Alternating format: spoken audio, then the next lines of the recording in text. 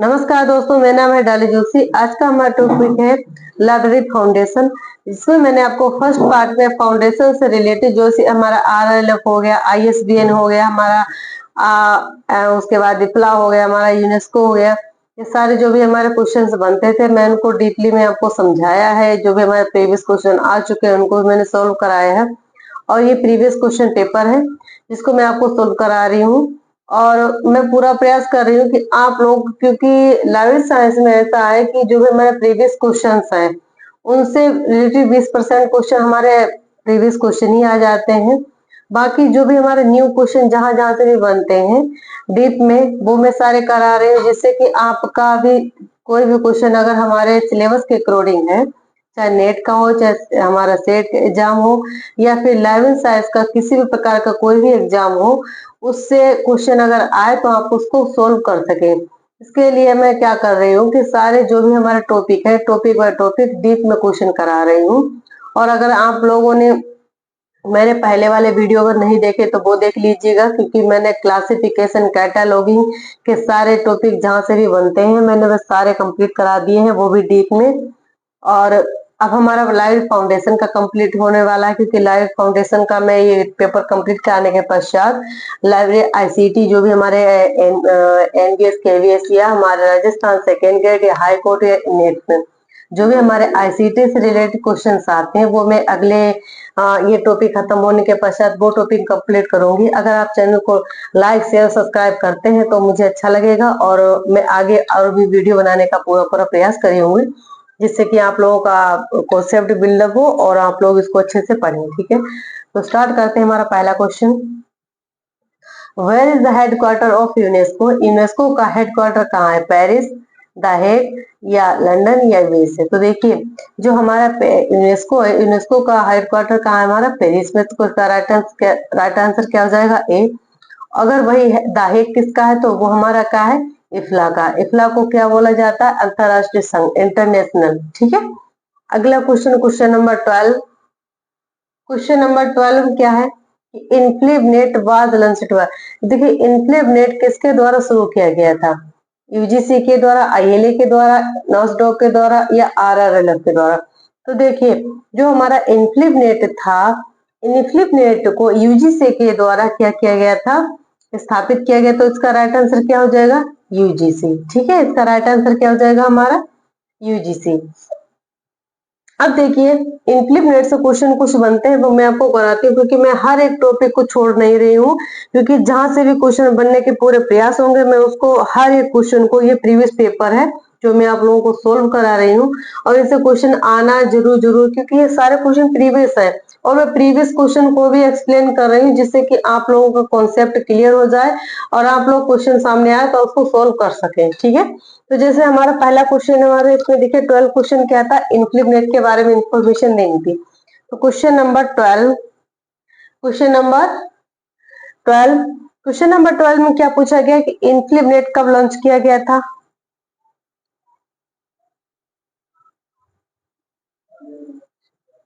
इनक्लिप net की स्थापना कब हुई थी? तो इनक्लिप नेट की स्थापना कब हुई थी? तो 1951 में इनक्लिप नेट की स्थापना हुई थी। कहाँ हुई थी? इसका मुख्यालय कहाँ था? तो इसका मुख्यालय था गांधीनगर। गांधीनगर कहाँ पर? अहमदाबाद या गुजरात। ठीक है, अब देखिए, अगर पूछा जाए कि जो हमारा इनक्लेव नेट है किस शहर में इसका स्थापना की गई थी, तो हमारा था आयुका। किसके द्वारा चला जाता है? तो आयुका के द्वारा, IUCA। ठीक है, आयुका के द्वारा चलाया जाता है। अगर पूछा जाए कि जो हमारा इनक्लेव नेट है, इनक्लेव नेट के जनरल डायरेक्टर कौन है?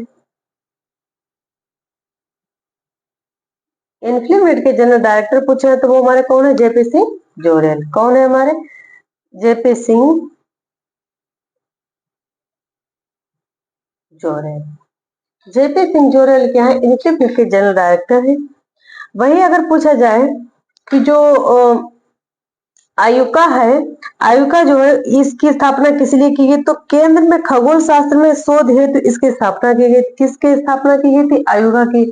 जो भी हमारे केंद्र में खगोल शास्त्र है उनमें शोध हेतु। ठीक है, किसमें? कि केंद्र में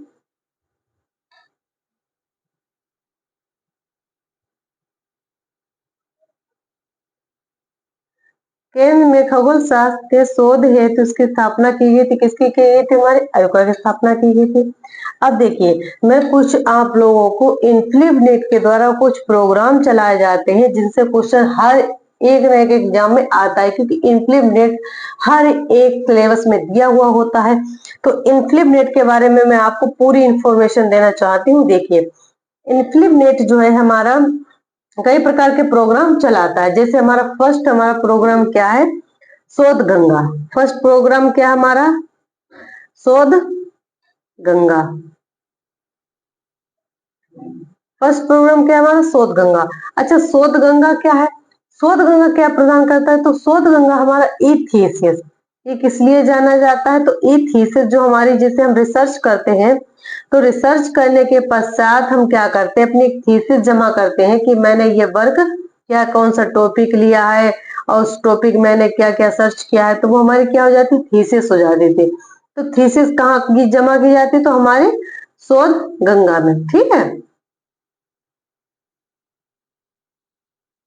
तो अगर थीसिस कहा जाए कि कौन सा डाटाबेस है जो थीसिस प्रदान करता है, तो वो हमारा क्या है?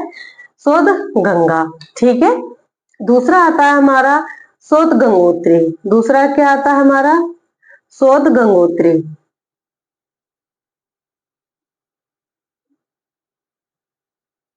शोध गंगोत्री दूसरा हमारा क्या है?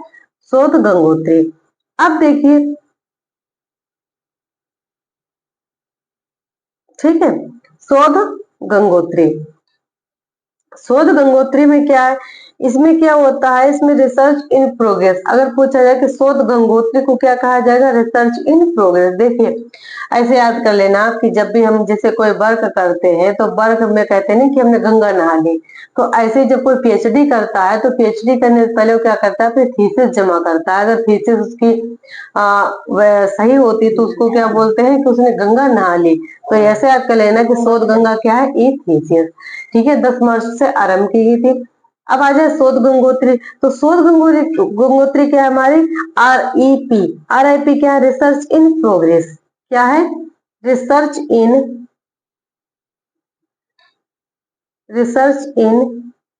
प्रोग्रेस।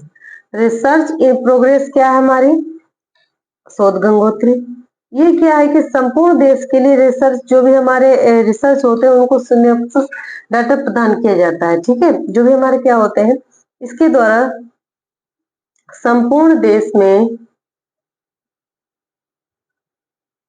इसके द्वारा संपूर्ण देश में किए गए जो भी हमारे, जैसे चाहे भारत में नहीं, कहीं पर भी हमारे अगर रिसर्च किए जाते हैं तो उनकी एक सिनॉप्सिस तैयार की जाती है। ठीक है, तो सिनॉप्सिस कहाँ तैयार की जाती है? शोध गंगोत्री में। ठीक है, किए गए रिसर्च, किए गए रिसर्च को क्या बोलते हैं? ई सिनॉप्सिस। क्या बोलते हैं? ई सिनॉप्सिस। ई सिनॉप्सिस डाटाबेस। ठीक है, इस सिनॉप्सिस डाटाबेस किसे बोलते हैं? Research in progress. जैसे देखिए, शोध गंगोत्री का पूछा जाए कि शोध गंगोत्री किसे कहते हैं, तो शोध गंगोत्री में क्या होता है? इसे एक तो RIP यानी रिसर्च इन प्रोग्रेस, और जो भी हमारे संपूर्ण देश में जो भी रिसर्च किए जाते हैं उनके लिए क्या किया जाता है? एक सिनॉप्सिस डाटाबेस तैयार किया जाता है। ठीक है, अगला क्वेश्चन, क्वेश्चन नंबर 3। थोड़ा और मैं इसमें करा देती हूँ, जैसे हमारे कुछ और प्रोग्राम आ जाए। जैसे क्वेश्चन नंबर 3 में क्या, जैसे हमारे ई शोध सिंधु आ जाए हमारा।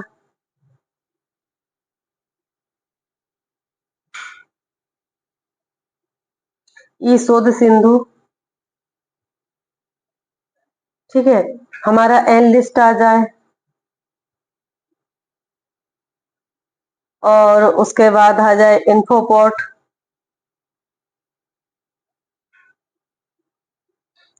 एन लिस्ट, इन्फोपोर्ट, ये क्या है हमारे? इनक्लिप नेट जो हमारा है इसके डाटाबेस है। वही आ जाए ओजस,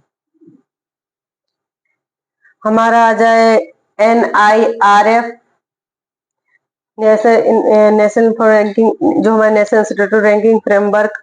वही आ जाए हमारा विद्वान। यहीं पर याद होगा आप लोगों का, जो भी है मैं यहीं पर याद करवा दूंगी, क्योंकि ये जो भी मैंने भी याद किए तो वैसे याद किए, वैसे आप लोगों को याद करवा दूं। जैसे हमारे विद्या विद्यामित्र हो गया,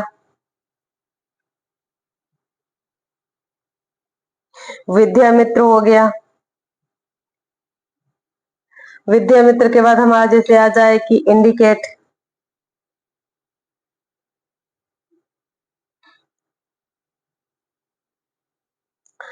और उसके बाद जैसे हमारा आ जाए स्वयं,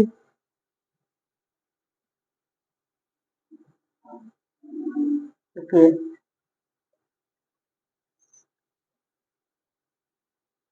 स्वयं, स्वयं प्रभा, अब यहाँ पर तो थोड़ा थोड़ा थोड़ा हो पाएगा। देखिए जैसे हमारा शोध सिंधु है, ठीक है, मैंने आपको दो बता दी है, शोध गंगोत्री और शोध गंगा। अब देखिए अब वहां तीसरा हमारा क्या है, ई शोध सिंधु। तो ई शोध सिंधु जो होता है, इसमें क्या होता है कि जो हमारी एमएचआरडी होती है, इसमें देखिए जो ई शोध सिंधु होता है, इनको तीन भागों में डिवाइड किया है, यानी तीन भागों को, जैसे हमारा यूजीसी इन्फोपोर्ट, यूजीसी इन्फोपोर्ट, एनलिस्ट और एआईएसटी इंडेस्ट। ये तीन हमारी जो क्या डाटाबेस है, जो हमारे क्या बोलते हैं, ई शोध सिंधु के अगर पूछे जाए कितने भाग है, तीन भाग है। कौन कौन से, यूजीसी इन्फोपोर्ट मैं लिख देती हूँ। जैसे हमारा ई शोध सिंधु है, ई शोध सिंधु को 2014 में एमएचआरडी के द्वारा, मानव संसाधन विकास मंत्रालय के द्वारा क्या किया था, तो इसकी तीन परियोजनाएं थी इसके द्वारा, तो MHRD, ठीक है, द्वारा जो भी परियोजनाएं थी कौन सी थी ई शोध सिंधु की, तो वो हमारी थी तीन थी, ठीक है। ई शोध सिंधु कंसोर्टियम की,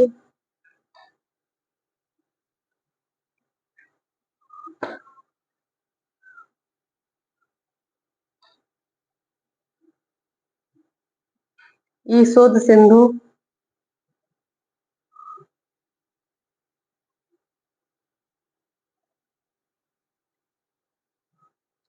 ई शोध सिंधु कंसोर्टियम जो है, इसमें क्या है, इसको तीन भागों में डिवाइड किया गया। तीन भाग, पहला कौन सा हमारा आ जाए, जैसे यूजीसी इन्फोपोर्ट, यूजीसी इन्फोपोर्ट, यूजीसी इन्फोनेट। दूसरा आता है हमारा एनलिस्ट। तीसरा आता है हमारा एआईएसटी, ऑल इंडिया एजुकेशन का, all India education scientific education जो हमारा आ जाएगा, AICTE। ये हमारा क्या है, इंडेस्ट है, ठीक है। इन तीनों को मिलाकर हमारा शोध सिंधु बनता। अगर पूछा जाए कि यो ई शोध सिंधु किन तीन डाटाबेस को मिलाकर बनाया गया, तो तीन कौन सा, एक तो हमारा जैसे इन्फोनेट हो गया, एनलिस्ट हो गया और एआईएसटी इंडेस्ट हो गया। इन तीन को मिलाकर हमारा ई शोध सिंधु का जो डाटाबेस है वो तैयार किया गया, ठीक है। ये क्वेश्चन आ चुका है कि जो ई शोध सिंधु है उसमें तीन कौन कौन से डाटाबेस, जैसे हमारा यूजीसी इन्फोनेट हो गया, एनलिस्ट हो गया, एएसटी इंडेस्ट हो गया, ठीक है। अब देखिए जैसे एनलिस्ट मैंने आपको बता ही दिया है। अब हमारा आता है इन्फोपोर्ट। अब हमारा क्या आता है, इन्फोपोर्ट। इन्फोपोर्ट का मतलब क्या होता है, ये विद्यार्थियों के लिए इन्फो मतलब पाठ के अंतर्गत वर्गीकृत रूप में उपलब्ध है। ये क्या है, जो भी हमारा शोधार्थी है, तो अगर कोई ऐसा है व्यक्ति जो रिसर्च करता है, शोधार्थी होता है, वो विषय या विषय शीर्षक के लेखक के आधार पर इन्हें खोज सकता है। जैसे कोई रिसर्च अगर करना चाहता है, इन्फोपोर्ट का मतलब ही होता है कि इंफॉर्मेशन देना। तो देखिए जो इन्फोपोर्ट होता है, ये देखिए मैं हर एक क्वेश्चन को एक्सप्लेन इसलिए कर रही हूँ क्योंकि हर एक टॉपिक से क्वेश्चन आते हैं। आप लोग इसको या तो नोट कर लेना या इसका स्क्रीनशॉट ले लेना, ठीक है। देखिए हमारा क्या आता है, इन्फोपोर्ट। इन्फोपोर्ट क्या होते हैं, विद्यार्थियों के लिए क्या होता है, हमारे जो भी हमारे विद्यार्थी होते हैं, ये विद्यार्थियों के लिए ये विद्यार्थियों के लिए क्या होता है, इसके अंतर्गत इन्फोपोर्ट के अंतर्गत क्या होता है कि जो भी हमारे वर्गीकृत उपलब्ध ग्रंथ है, ठीक है, क्या होता है इसके अंतर्गत,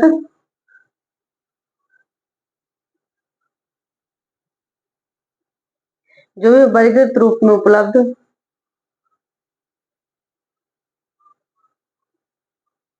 वर्गीकृत रूप में उपलब्ध जो भी हमारे, जैसे हमारे कोई ऐसा विद्यार्थी है, रिसर्चर है, जिसको कोई लेखक से रिलेटेड अगर कोई पुस्तक याद हो या कोई विषय शीर्षक याद हो या कोई आधार, किसी प्रकार का आधार हो, अगर वो लाइब्रेरियन के पास जाएगा तो वो इन्फोपोर्ट के माध्यम से शोधार्थी को ऐसा ग्रंथ उपलब्ध करा सकता है।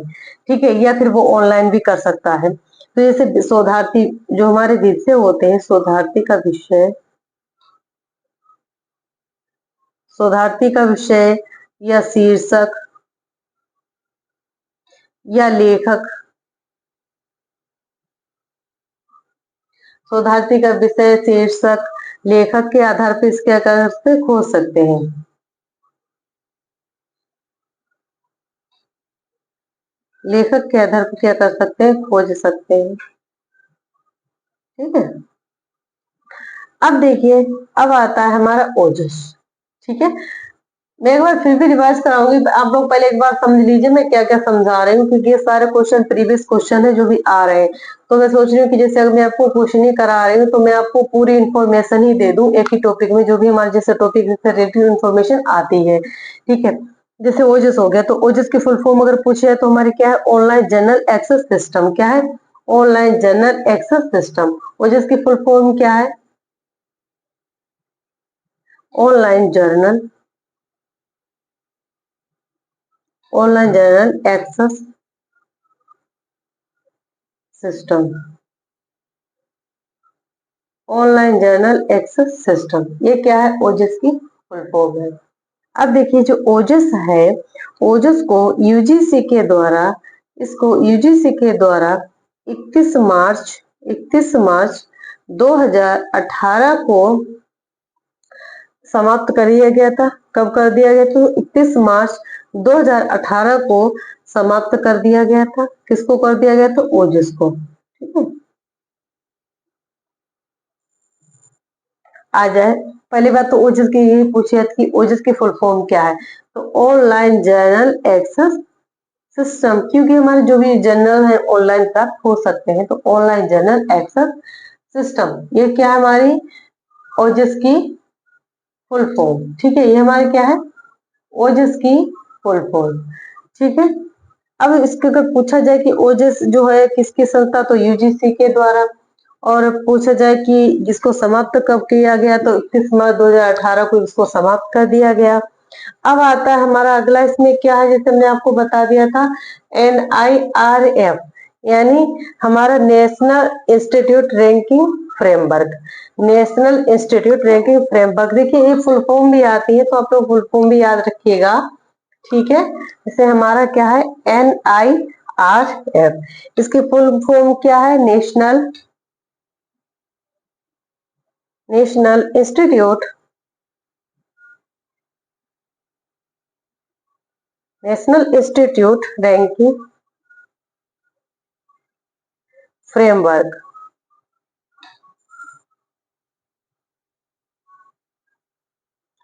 नेशनल इंस्टीट्यूट रैंकिंग फ्रेमवर्क, ये क्या हमारी ओजस की फुल फॉर्म है। अब देखिए, जो ओजस था हमारा, इसको 29 सितंबर 2015 में इसको क्या किया, शुरू किया। कब शुरू किया गया, तो 29 सितंबर 2015 को इसको क्या किया गया, शुरू किया गया। में शुरू किया, कब किया गया, तो 29 सितंबर 2015 को ये क्या किया गया, शुरू किया गया। और ये क्या करता है, इसका कार्य क्या है, कि जो भी हमारे रिसर्च होते हैं या हमारे जो भी अपने अपने डाटा तैयार करते हैं, तो उनको क्या प्रदान करता है, जो भी हमारी यूनिवर्सिटी होते हैं, कॉलेज होते हैं, उनको रैंकिंग प्रदान करता है। क्या प्रदान करता है, रैंकिंग। ठीक है, रैंकिंग कौन प्रदान करता है, तो हमारा NIRF। ठीक है, अगर क्वेश्चन आ जाए कि रैंक कौन प्रदान करता है, तो देखिए हमारा क्या है, नेशनल इंस्टीट्यूट रैंकिंग फ्रेमवर्क। तो अगर पूछा जाए कि ऐसा कौन सा यूनिफिल्म नेट का ऐसा कौन सा डाटाबेस जो रैंक प्रदान करता है, तो हमारा क्या है, NIRF। ठीक है, आप लोग समझ में आ रहा है, अगर नहीं समझ में आ रहा फिर भी मैं आपको बार बार रिवाइज करा रही हूँ, जिससे कि आपको अगर एक बार में, तो दो बार अगर आपको नहीं समझ में आ रहा तो दोबारा एक बार वीडियो जिसे देख लेना, तो आपका कॉन्सेप्ट क्लियर हो जाएगा। ठीक है, थोड़ा 2x में देख लेना। अब देखिए, हमारा विद्वान, जैसे हमारा आ जाए कि विद्यामित्र, ठीक है, यहाँ पर विद्वान छूट गया। देखिए विद्वान, विद्वान डाटाबेस किसे कहते हैं? देखिए ये एक डाटाबेस है। क्या है? एक डाटाबेस है जिसमें विषय विशेषज्ञ जो भी हमारे शोधार्थी उनकी जानकारी उपलब्ध होती है। विद्वान से नाम ही स्पष्ट है, विद्वान। विद्वान मतलब समझते हैं आप लोग? विद्वान से मतलब जो भी हमारे शिक्षक गण हैं, जो भी हमारे प्रोफेसर हैं, हर एक सब्जेक्ट के, कोई भी सब्जेक्ट हो तो उनको ही विद्वान बोला जाता है ना। तो ऐसा डाटाबेस जो हमारे विद्वानों के लिए बना हुआ हो तो उनको, उस डाटाबेस को क्या कहते हैं? तो विद्वान डाटाबेस। ठीक है, अब मैं इसके बारे में लिख देती हूँ। क्या है? एक डाटाबेस। ये किसके लिए? तो देखिए ये क्या है? एक डाटाबेस है और ये विषय विशेषज्ञों के लिए क्या करता है? ये विषय विशेषज्ञों के लिए, ये विषय,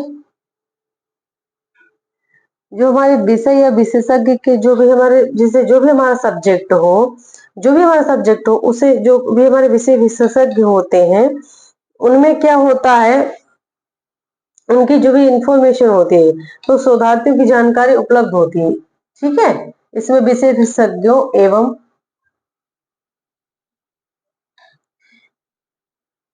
शोधार्थियों की जानकारी उपलब्ध होती है।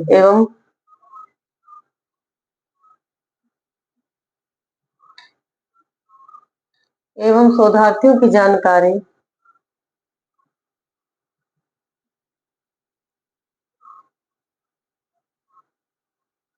एवं शोधार्थियों की जानकारी क्या होती है? उपलब्ध होती है। ठीक है, अब देखिए अगला आता है हमारा। देखिए हमने आपको क्या बताया है? विद्वान। विद्वान एक डाटाबेस है। इसमें क्या होता है? जो भी हमारे विषय विशेषज्ञ हैं या हमारे शोधार्थी हैं उनकी जानकारी कहाँ मिलती है हमारी? तो वो हमारी मिलती है विद्वान डाटाबेस में। ठीक है, अगला हमारा आता है विद्या मित्र। विद्या मित्र डाटाबेस ये क्या है? ये विभिन्न शोध सामग्री जो भी हमारे विद्यार्थियों के लिए उपलब्ध ऑनलाइन, जो भी हमारी विद्या मित्र होती है उनके पोर्टल से प्राप्त की जा सकती है। जैसे हमारी कोई रिसर्चर है, ठीक है, अगर कोई रिसर्च करना चाहता है, अगर कोई बुक नहीं मिलती है तो वो क्या करता है? विद्या मित्र के माध्यम से ऑनलाइन जो भी हमारे विद्या मित्र होते हैं वो पोर्टल से प्राप्त किया जा सकता है। इसमें क्या होता है कि जो भी हमारे विभिन्न शोध सामग्री, जो भी हमारी विभिन्न शोध सामग्री होती है,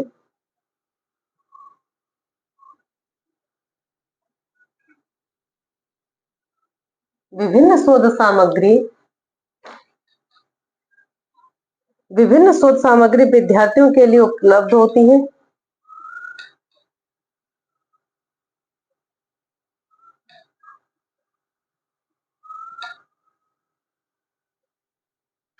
ठीक है, विभिन्न जो भी हमारी शोध सामग्री होती है विद्यार्थियों को उपलब्ध होती है। किस रूप में? तो ऑनलाइन। ठीक है, ऑनलाइन विद्या निधि पोर्टल के माध्यम से, ऑनलाइन, ऑनलाइन विद्या मित्र, ऑनलाइन विद्या मित्र पोर्टल के,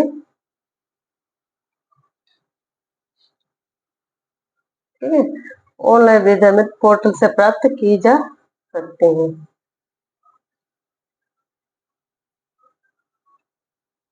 अब देखिए जैसे हमने आपको क्या बताया कि जो विद्या मित्र है इसमें क्या होता है कि जो भी हमारे, देखिए विद्या मित्र, विद्या प्लस मित्र यानी विद्या का दोस्त। तो विद्या का मतलब क्या होता है कि इसमें जो भी हमारे रिसर्चर होते हैं, रिसर्चर से रिलेटेड अगर उनको इन्फॉर्मेशन चाहिए तो वो अपनी शोध सामग्री विद्यार्थियों के लिए क्या होती है? ऑनलाइन उपलब्ध करा देते हैं। किसके? पोर्टल के माध्यम से। तो विद्या मित्र के पोर्टल के नाम से क्या करते हैं? विद्यार्थियों को, जो भी हमारे शोधार्थी होते हैं उनको ऑनलाइन जो भी मटेरियल चाहिए होता है रिसर्च से रिलेटेड वो उनको प्रदान करा देते हैं। ठीक है, अब देखिए अगला आता है हमारा स्वयं। विद्या मित्र हो गया, उसके बाद इंडिकेट, उसके बाद स्वयं में करा दूंगी। इंडिकेट क्या है? इंडिकेट जो होता है हमारा, ये यूजीसी के द्वारा सभी विश्वविद्यालय व पुस्तकालय के कैटालॉग जोड़कर एक क्या करता है? राष्ट्रीय कैटालॉग तैयार करता है। इंडिकेट से ऐसे याद कर लेना आप लोग कि जो हमारे कैटलॉग होते हैं, जैसे हमारे यूजीसी के द्वारा जो विश्वविद्यालय व पुस्तकालयों की कैटलॉग को जोड़कर, यानी जो विद्यालय या पुस्तकालय उनकी कैटलॉग को जोड़कर एक राष्ट्रीय कैटलॉग तैयार की जाती है। देखिए, विद्यालय प्लस विश्वविद्यालय को जोड़कर, विद्यालय व विश्वविद्यालय को जोड़कर क्या की जाती है, एक राष्ट्रीय कैटलॉग तैयार की जाती है। क्या की जाती है? राष्ट्रीय कैटलॉग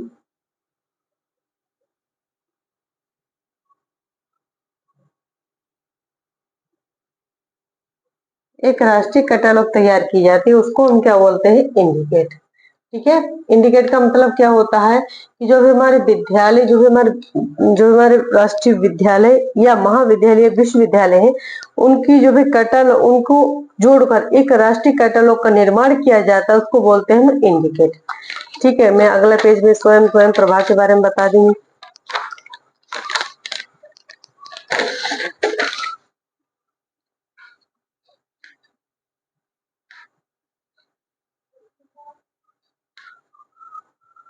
देखिए, अब आप लोगों को इंडिकेट के बारे में समझ में आ गया होगा। उसके बाद देखिए साउल, जैसे हमारा एक और आता है Saul, SOUL, Saul software. Saul software कितने वर्जन आ चुके हैं? तो इसके 3 वर्जन आ चुके हैं। कितने वर्जन आ चुके हैं? 3 वर्जन आ चुके हैं। साउल 1.0 कब आया? तो वो आया हमारा 2000 में। 2.0 कब आया? तो 2.0 हमारा कब आया? तो 2009 में। 3.0 कब आया? तो 2021 में। ठीक है, ये मोस्ट इम्पोर्टेंट है, आप लोग याद कर लेना, क्योंकि ये एनबीएस में आ चुका है कि साल 3.0 कब आया।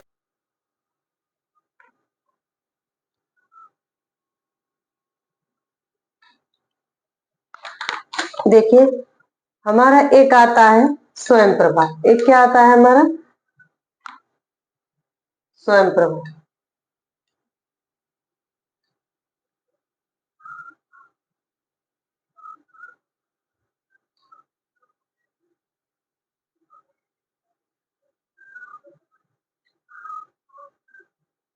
स्वयं प्रभा, देखिए जो स्वयं प्रभा है, स्वयं प्रभा कितने चैनल होते हैं और ये क्यों, किस आधार पर पढ़ाया जाता है?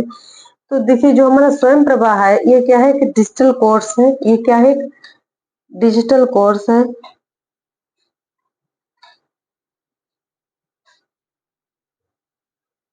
ये क्या है? हमारा एक डिजिटल कोर्स है। और इसमें क्या होता है, अगर पूछे जाए कि इसके टीवी चैनल कितने हैं, इसके टीवी चैनल पूछे जाए, इसके जो हमारा स्वयं प्रभा है, इसके चैनल कितने? तो वो हमारे 40 चैनल है। कितने हैं? 40 चैनल है। और इसमें क्या हुआ, डीटीएच के आधार पर, जो हमारे डीटीएच चैनल है, उनका एक क्या है, एक समूह के आधार पर। ठीक है, ये फ्री ऑफ कॉस्ट चलाए जाते हैं। और ये क्या कहे जाते हैं? 7.24, यानी 7 दिन 24 घंटा, और दिन में 4 बार टेलीकास्ट होते हैं। कितने? 4 बार टेलीकास्ट होते हैं। दिन में कितनी बार? तो 4 बार। ठीक है, 4 बार। जिस भी टाइम आप लोगों को टाइम हो, आप लोग उस चैनल को देख सकते हैं, डीटीएच चैनल को, क्योंकि एक ही वीडियो 4 बार अपलोड किया जाता है। ठीक है, ये क्या है हमारा? स्वयं प्रभा। अब देखिए, जो स्वयं प्रभा है, जो स्वयं प्रभा अगर पूछा जाए कि ये किस जीसैट पर, तो जीसैट 15 के उपग्रह का उपयोग करके इसकी गुणवत्ता में क्या होता है? सुधार किया गया। किस आधार पर? तो जी सेट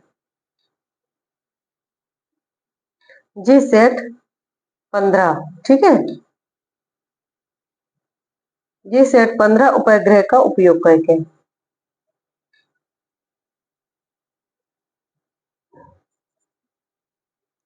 जी सेट 15 को, जो उपग्रह है उसका उपयोग करके इसको बनाया गया था।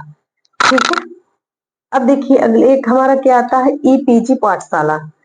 ईपीजी पाठशाला।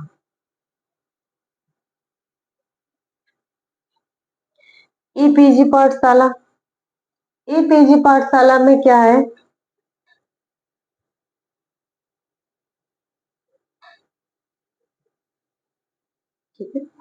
ईपीजी पाठशाला। ईपीजी पाठशाला देखिए इसमें क्या होता है, इसमें शैक्षणिक जो भी हमारे कार्यक्रम होते हैं, ठीक है, जो भी हमारे शैक्षणिक कार्यक्रम होते हैं वो किसमें होते हैं, ईपीजी पाठशाला में, ठीक है।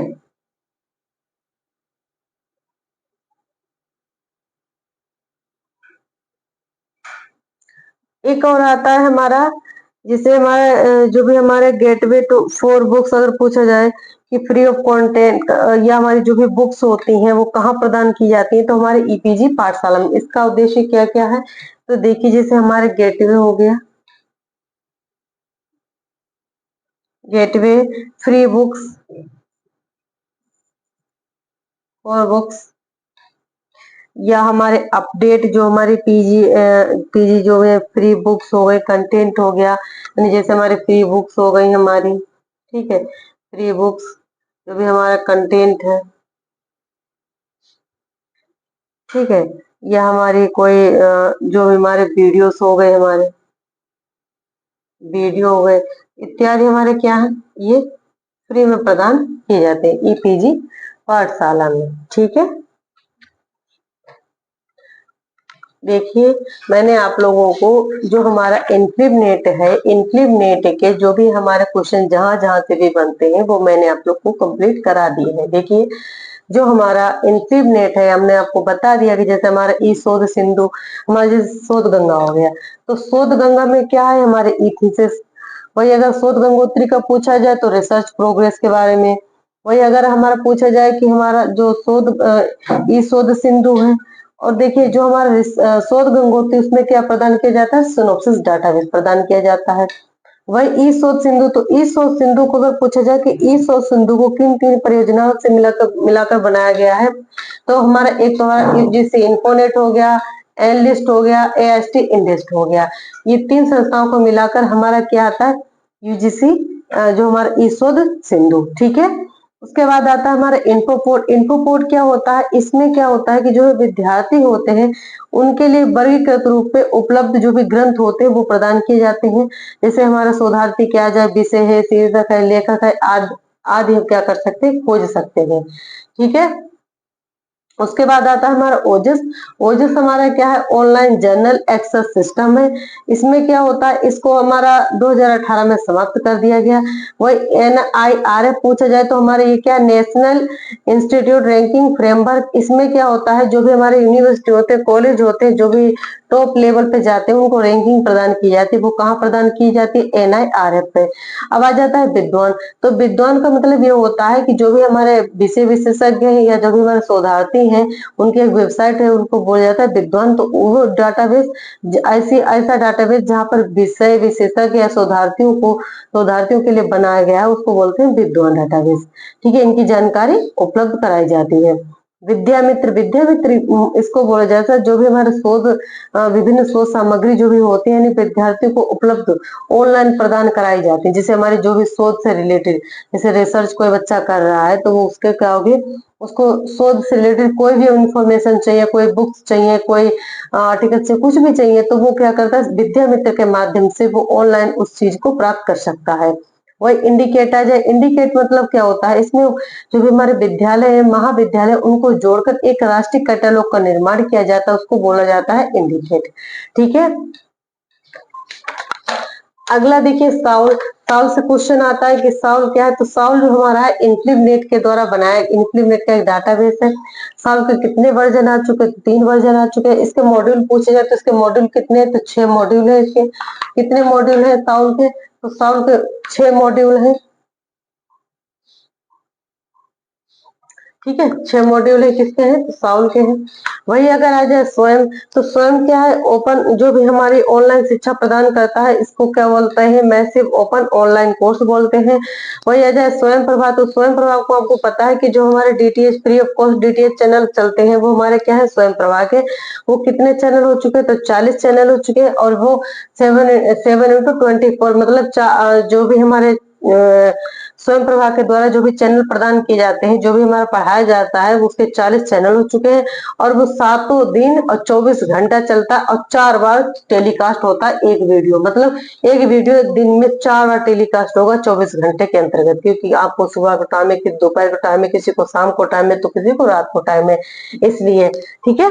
और जो हमारा स्वयं प्रभा है, स्वयं प्रभा में क्या होता है कि जो हमारे अगर पूछा जाए कि इससे किस सेट के आधार पर, तो जी सेट 15 उपग्रह का उपयोग करके इसको बनाया गया। ठीक है। अब हमारा आता है ईपीजी पाठशाला।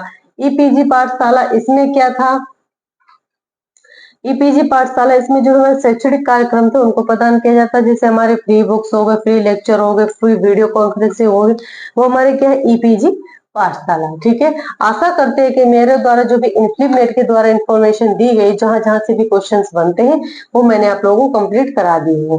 अब देखिए अगला क्वेश्चन हमारा, अगला क्वेश्चन हमारा क्या है, क्वेश्चन नंबर 13। अब देखिए, sorry, when Calcutta public library was established. देखिए, कलकत्ता पब्लिक लाइब्रेरी की स्थापना कब हुई थी, कब हुई थी? 21 मार्च 1901 में, 21 मार्च 1860 में, 21 मार्च 1836 में। देखिए, जो हमारे कलकत्ता पब्लिक लाइब्रेरी है, कलकत्ता पब्लिक लाइब्रेरी को किस कब बनाया गया, तो 21 मार्च 1836 को इसको बनाया गया था। ठीक है। कब बनाया गया? 21 मार्च 1836 को। अब मैं कलकत्ता पब्लिक लाइब्रेरी के बारे में आपको कुछ इन्फॉर्मेशन दे देती हूँ। ठीक है। जिससे हमारी Calcutta public library, question number 13, question number 13,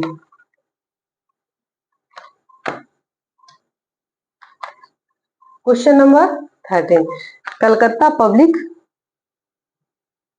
library.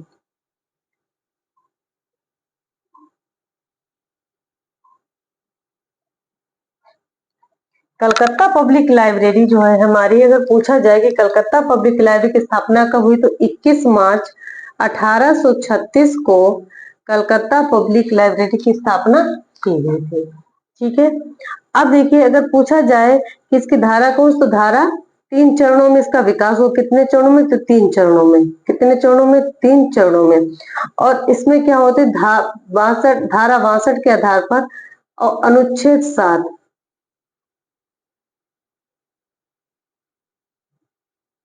इसके आधार पर क्या की गई थी, इसकी स्थापना की गई। किसकी स्थापना की? कलकत्ता पब्लिक लाइब्रेरी की। ठीक है। अगर पूछा जाए कलकत्ता पब्लिक लाइब्रेरी के मालिक कौन है, तो मालिक हमारा द्वारिका नाथ। ठीक है। द्वारिका नाथ कलकत्ता पब्लिक लाइब्रेरी के क्या थे? मालिक थे। अगर अध्यक्ष पूछा जाए कि कलकत्ता पब्लिक लाइब्रेरी के अध्यक्ष कौन है, तो अध्यक्ष कौन थे? हमारे प्यारे लाल। ठीक है। प्यारे लाल क्या थे? कलकत्ता पब्लिक लाइब्रेरी के अध्यक्ष। अब देखिए, जो हमारा कलकत्ता पब्लिक लाइब्रेरी को खोला गया था, कब किया गया? तो 21 मार्च 1836 को कलकत्ता पब्लिक लाइब्रेरी को खोला गया। अब देखिए, इससे क्वेश्चन बनते हैं, जैसे आ जाए कि 1841 में क्या हुआ था कि फोर्ट विलियम कॉलेज की स्थापना हुई थी। किसमें स्थापना हुई थी? फोर्ट विलियम कॉलेज की स्थापना हुई थी। देखिए, ये क्वेश्चन जो भी मैं आपको करा रही हूँ, ये बहुत ही इंपॉर्टेंट क्वेश्चन है और ये फ्री ऑफ कॉस्ट में चला रही हूँ, क्योंकि किसी के पास ज्यादा पैसे नहीं होते, क्योंकि जो कोर्स होता है बहुत ज्यादा महंगा बिक रहा है कोर्स।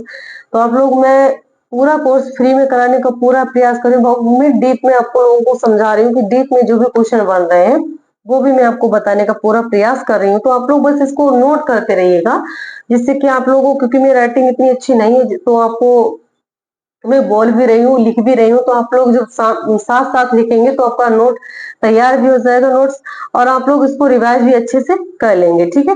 देखिए, जैसे 1844 में क्या हुआ था, मेटकॉफ हॉल में इसको लाया गया। मतलब 1836 में क्या हुआ, कलकत्ता पब्लिक लाइब्रेरी स्थापना हुई। वहां पर क्या हुआ कि जो पुस्तकें थी थोड़ी कम हुई, तो फोर्ट विलियम कॉलेज में लाई गई।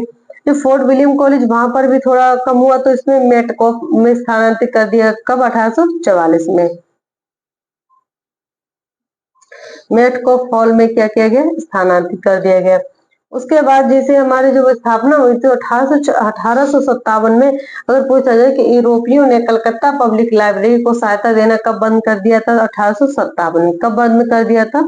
तो 1857 में यूरोपियों ने सहायता देना बंद कर दिया था। ठीक है, यूरोपियों ने सहायता देना बंद कर दिया था। उसके बाद कलकत्ता नगर पालिका में यह रखी गई। उसके बाद जो भी इसकी गतिविधियां थी 1898 में, 1898 में इसकी गतिविधियां बंद हो गई। ठीक है, क्योंकि जब पूर्ण तरीका से बजट जो था वो हो नहीं पा रहा था, तो गतिविधियां इसकी बंद हो गई। जब इसकी गतिविधियां बंद हो गई तो क्या हुआ था, एक इंपीरियल लाइब्रेरी थी, एक इंपीरियल लाइब्रेरी थी, उसके अध्यक्ष कौन थे? तो लॉर्ड कर्जन जो थे, उन्होंने क्या किया, इंपीरियल लाइब्रेरी को और कलकत्ता पब्लिक लाइब्रेरी को विलय करवाया। ठीक है, तो अगर पूछा जाए कि जो इंपीरियल, पहले इंपीरियल लाइब्रेरी के बारे में पूछ लिए, जैसे इंपीरियल लाइब्रेरी की स्थापना कब हुई थी, तो देखिए इंपीरियल लाइब्रेरी की स्थापना कब हुई, तो इंपीरियल लाइब्रेरी थी हमारी,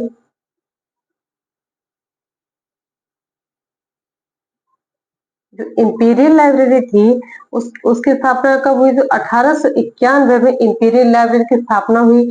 इसके अध्यक्ष कौन थे? तो लॉर्ड कर्जन जो थे इसके अध्यक्ष थे। किसके अध्यक्ष थे? तो इंपीरियल लाइब्रेरी के थे। ठीक है, इन दोनों को मिलाकर जो हमारी कलकत्ता पब्लिक लाइब्रेरी है और इंपीरियल लाइब्रेरी, यानी जो हमारी कलकत्ता पब्लिक लाइब्रेरी है, कलकत्ता पब्लिक लाइब्रेरी और इंपीरियल लाइब्रेरी, इन दोनों को मिला दिया गया। ठीक है, इन दोनों को मिला दिया गया। इन दोनों को मिलाया कब गया? तो इन दोनों को मिलाया गया 1902 में। ये डेट बहुत इंपॉर्टेंट है, ये क्वेश्चन आते हैं। ठीक है, कलकत्ता पब्लिक लाइब्रेरी और इंपीरियल लाइब्रेरी को मिलाया गया। कब मिलाया गया? 1902 में मिलाया गया। ठीक है, उसके बाद क्या हुआ, इसमें आगे कार्यक्रम स्टार्ट हो गया। तो उसके बाद इसमें एक, अगर पूछा जाए कि जो हमारा कलकत्ता पब्लिक लाइब्रेरी और इंपीरियल लाइब्रेरी को मिलाकर किस लाइब्रेरी की स्थापना हुई, तो हमारा राष्ट्रीय पुस्तकालय की स्थापना हुई। किसकी स्थापना हुई? इन दोनों को मिलने के पश्चात हमारे किसकी स्थापना हुई? राष्ट्रीय पुस्तकालय। किसकी स्थापना हुई? राष्ट्रीय राष्ट्रीय पुस्तकालय की स्थापना हुई। किसकी स्थापना हुई? तो राष्ट्रीय पुस्तकालय की स्थापना हुई इन दोनों को मिलाने के बाद। ठीक है, राष्ट्रीय पुस्तकालय की स्थापना हुई नेशनल लाइब्रेरी की। ठीक है, कब हुई? तो 18 सितंबर 1948 को। कब हुई? 18 सितंबर 1948 को इसकी स्थापना हुई। ठीक है, 18 सितंबर 1948 को कलकत्ता पब्लिक लाइब्रेरी और इंपीरियल लाइब्रेरी को मिलाकर जो हमारी स्थापना हुई उसका नाम क्या है? National library. और नेशनल लाइब्रेरी की स्थापना कब हुई? 18 सितंबर 1948 को। ये डेट याद रख लेना आप लोग। तो जब स्थापना हुई तो इसके अध्यक्ष कौन थे? इसके अध्यक्ष पूछे जाए कि जो हमारी कलकत्ता पब्लिक लाइब्रेरी और इंपीरियल लाइब्रेरी को विलय किया गया, तो उसको लाइब्रेरी कौन सी बनी? नेशनल लाइब्रेरी बनी। नेशनल लाइब्रेरी के अध्यक्ष कौन थे? बीएस केशवन। कौन थे? बीएस केशवन। और इनसे पहले जो हमारे बीएस केशवन थे, बीएस केशवन पहले जो हमारे, क्या नाम था उनका? के एम असदुल्ला। 1930 से 1947 तक हमारे कौन थे? के एम असदुल्ला थे। तो पूछे जाए कि बीएस केशवन से पहले कौन थे? के एम असदुल्ला थे। तो मैं कुछ उनके बारे में भी आपको बता देती हूँ, जिससे एक और क्वेश्चन आ सकता है कि जो हमारा राष्ट्रीय पुस्तकालय है इसके अध्यक्ष, उसके बाद अगर पूछे कि कितने दिन में खुलता है, दिन में कितने दिनों में खुलता है, तो हमारा 362 दिन। ठीक है, 362 दिन ये खुलता है। अच्छा, 3 दिन ये बंद रहता है। 3 दिन ये कौन को? तो 2 अक्टूबर। ठीक है, 2 अक्टूबर, उसके बाद हमारा 26 जनवरी और 15 अगस्त। इन 3 डेट में क्या होता है? बंद रहते हैं, 3 दिन की छुट्टी रहती है। ठीक है, अगर पूछा जाए कि जो राष्ट्रीय पुस्तकालय है इसके, अगर पूछा जाए कि जो सबसे ज्यादा योगदान किसने दिया था, तो सबसे ज्यादा अनुदान दिया था राजगोपाल। अनुदान सबसे ज्यादा किसने दिया था? तो हमारे थे राजगोपालाचारी। ठीक है। अगर पूछा जाए कि जो हमारी नेशनल लाइब्रेरी है उसको सबसे ज्यादा योगदान किसके द्वारा दिया गया, तो राजगोपालाचारी के द्वारा। अब इसके देखिए प्रथम अध्यक्ष कौन थे, ठीक है। अगर पूछा जाए कि जो हमारा नेशनल लाइब्रेरी है इसके प्रथम अध्यक्ष, नेशनल लाइब्रेरी है इसके प्रथम अध्यक्ष का कौन थे, हमारे जॉन मैकफार्लेन। कौन थे हमारे, जॉन मैकफार्लेन।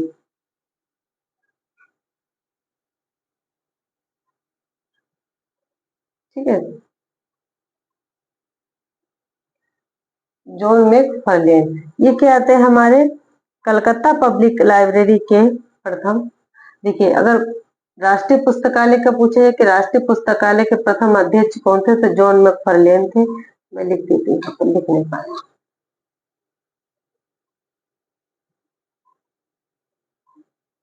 ठीक है, मैकफार्लेन जो थे हमारे इसके अध्यक्ष थे। उसके बाद जैसे पूछा जाए कि जनता के लिए कब खोला गया, अगर पूछा जाए कि जो हमारे इंपीरियल लाइब्रेरी है, एक और क्वेश्चन आता है कि जो हमारे इंपीरियल लाइब्रेरी जैसे 1902 में इसकी स्थापना हुई थी। ठीक है, अगर जनता के लिए पूछा जाए कि यह जनता के लिए कब खोली गई, तो 30 जनवरी 1903 को, 30 जनवरी 1903 को ये इसको जनता के लिए खोल दिया गया था। ठीक है, अब देखिए जैसे प्रथम अध्यक्ष हमारे जॉन मैकफार्लेन थे। मुझे जो पॉइंट याद आ जाते हैं मैं वो लिख देती हूँ, क्योंकि मुझे जो भी पॉइंट तो थोड़ा सा मिसअंडरस्टैंडिंग हो जाती है तो मैं वो नहीं लिखती। उसके बाद जब मुझे याद होता है तो मैं लिख देती हूँ, क्योंकि जो पॉइंट जहाँ से चीजें, अगर पूछा कि विलय कब हुआ imperial library Calcutta public library, तो 1902 में। जनता के लिए कब खोला गया, तो 30 जनवरी 1903 को खोला गया था। ठीक है, अब देखिए 1900 अगर पूछा जाए कि जो हमारा राष्ट्रीय पुस्तकालय है इसके प्रथम अध्यक्ष कौन थे, तो हमारे जॉन मैकफार्लेन थे। अगर पूछा जाए प्रथम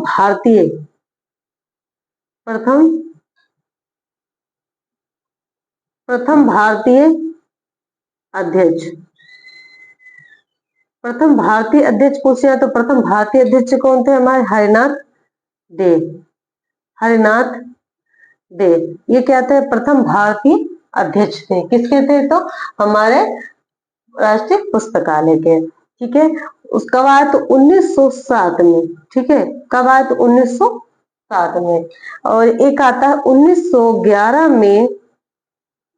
1911 में कौन बने, तो चैपमैन। 1911 में चैपमैन बने।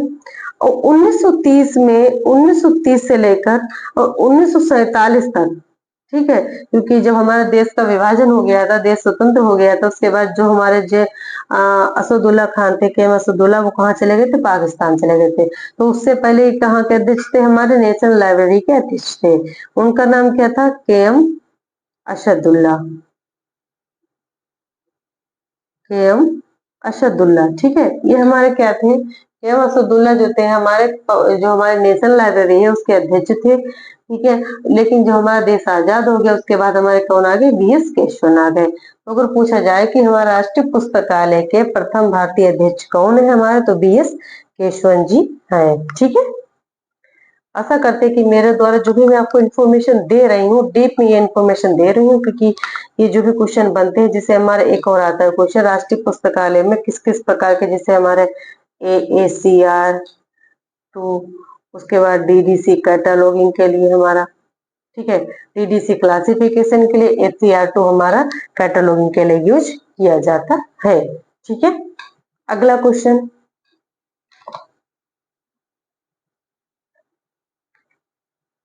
Question number 14।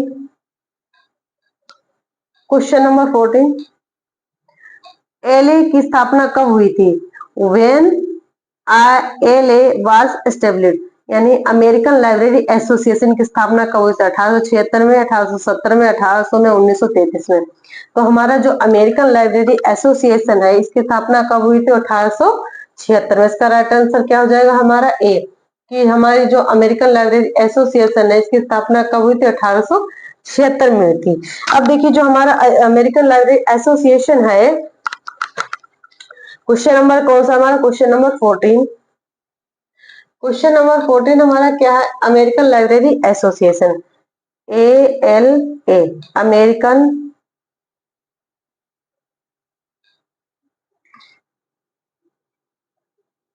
American library association.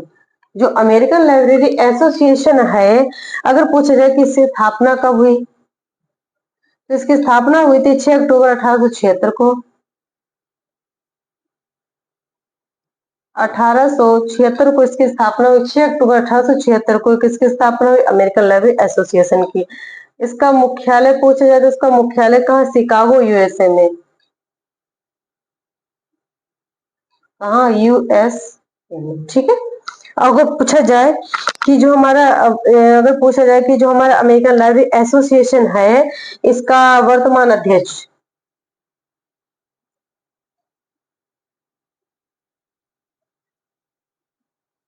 American library association के वर्तमान अध्यक्ष का नाम क्या था? तो वो हमारे थे पीटर वोंग। ठीक है, पैटी वोंग।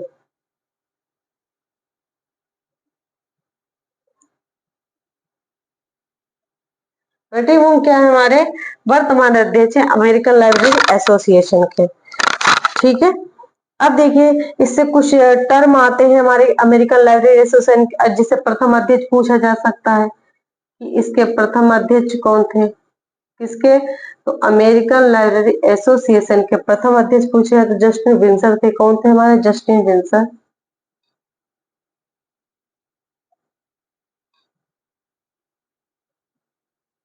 जस्टिन विंसर कौन थे? हमारे अमेरिकन लाइब्रेरी एसोसिएशन के अध्यक्ष थे। इसकी स्थापना को तो 1876 से लेकर 1885 तक। ठीक है। अब देखिए, जो भी हमारे अमेरिकन लाइब्रेरी एसोसिएशन है, से पूछा कुछ टर्म आते हैं, जैसे हमारा आस्क लाइब्रेरी एनीथिंग, ये किसने कहा है? आस्क लाइब्रेरी एनीथिंग, ये किसने कहा है? Ask library anything. Ask library anything किसने कहा है? तो अमेरिकन लाइब्रेरी एसोसिएशन का है। ठीक है। उसके बाद आता है जैसे ग्लोसरी ऑफ लाइब्रेरी टर्म, किसने कहा था? अमेरिकन लाइब्रेरी एसोसिएशन ने कहा था। ठीक, तो कुछ टर्म है हमारे अमेरिकन लाइब्रेरी एसोसिएशन के, वो आप लोग याद कर लेना क्योंकि क्वेश्चन इंपॉर्टेंट है। ठीक है। अगला question, question number 15। Question number 15 क्या है? चाइल्ड ग्रोथ शब्द संबंधित है। चाइल्ड ग्रोथ शब्द किससे संबंधित है? जैसे हमारा the fourth child growth is developed, मतलब जो हमारा डॉक्टर एस आर रंगनाथन के द्वारा जो 5 लॉस ऑफ दिए गए थे, उनमें से चाइल्ड ग्रोथ के बारे में, तो जिससे हमारा 5वां जो सूत्र है, जिसमें ग्रोइंग के बारे में कहा गया है, क्योंकि जो भी हमारे नए पुराने ग्रंथ है उनको हटा दिया जाता है और नए ग्रंथों को लाया जाता है। उसी तरीके से बच्चा, वयस्क, ठीक है, इस तरीके से जिससे हमारे जो बुढ़ापा, जैसे हम कोई वर्क करते हैं, जो भी हमारे बुजुर्ग होते हैं, उनको काम से थोड़ा कह दिया जाता है कि आप ना करें, और जो नए नए युवक हैं, जो भी हमारे नौजवान है, वो वर्क करना स्टार्ट कर देते हैं, क्योंकि जैसे हमारे जो भी लगती है तो 60 साल के बाद उसको रिटायर कर दिया जाता है और नए जो भी वैकेंसी आते हैं उनको, नए युवाओं को उसमें सम्मिलित किया जाता है, उनको पोस्टिंग वो प्रदान की जाती है। इसी तरीके से हमारा जो 5 लॉस ऑफ साइंस है, जैसे पुराने ग्रंथों को वेडिंग रूम में रख दिया जाता है, जबकि नए ग्रंथों को दोबारा लाया जाता है। ठीक है। तो चाइल्ड ग्रोथ अगर आ जाए, वयस्क आ जाए, प्रौढ़ आ जाए, तो हमारा किसमें आ जाएगा? 5 लॉस ऑफ साइंस के जो 5वां लॉ है उसमें। ठीक है। अब देखिए, अगर आ जाए, मैं लिख देती हूँ यहाँ पर क्वेश्चन नंबर 15।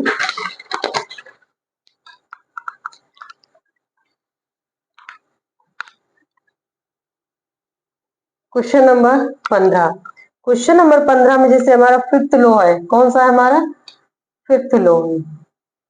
5th लॉ में क्या क्या गया? जैसे चाइल्ड ग्रोथ का पूछा गया है। क्या पूछा गया है? चाइल्ड ग्रोथ का।